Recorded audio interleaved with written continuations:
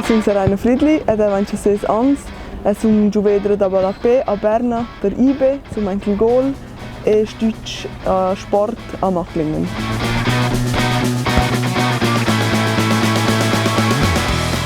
Da cominciato als Lusitanos e els haben proprio da la chance di riconoscere questo sport e els è un figlio importante per me. Il nostro trainer Carvalho era molto emozionale e ella ha proprio dato in avanti queste emozioni e questo era molto bello. Noi abbiamo qua un piccolo touch della nostra heimat. È normale per noi.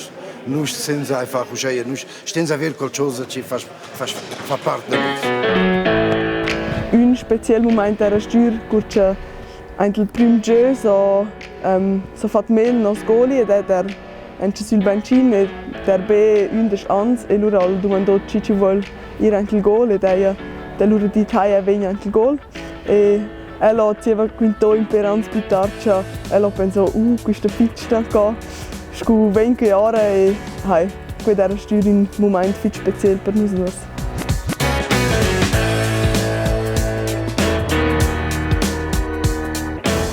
Dina war il primo gioco per la Svizzera, questo era molto speciale, con tutti i miei viedi, che stuvo fair finché sono arrivata là, ed era il titolo che guadagnò con Zürich, era un momento molto speciale.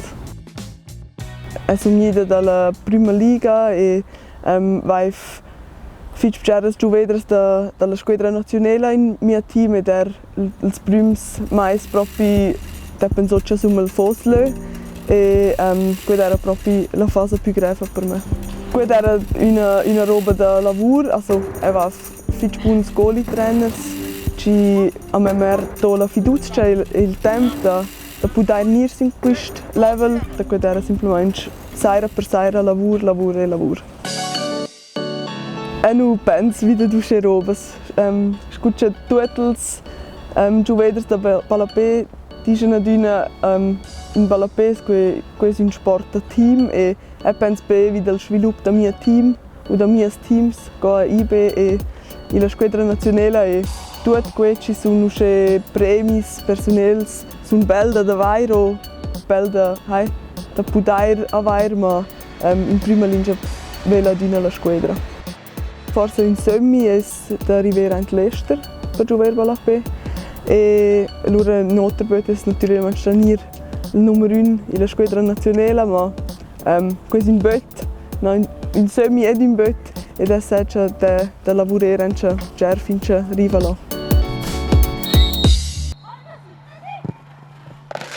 E penso che il sviluppo che il Balapè della Stona ha fatto negli ultimi anni era molto positivo e penso che so visto quest'anno alla Coppa Mondiale delle donne, che era proprio un molto buon livello e noi siamo anche un grande vedi da ferma e penso che il sviluppo è molto positivo.